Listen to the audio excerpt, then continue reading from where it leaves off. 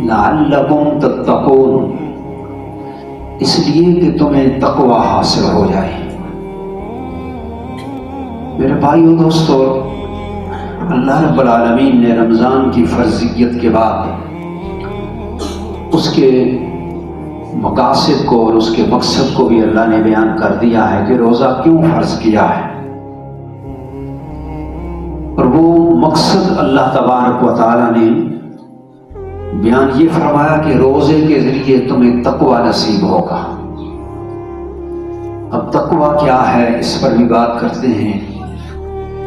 گرامی کا ذرا رمضان المبارک کا مہینہ فرض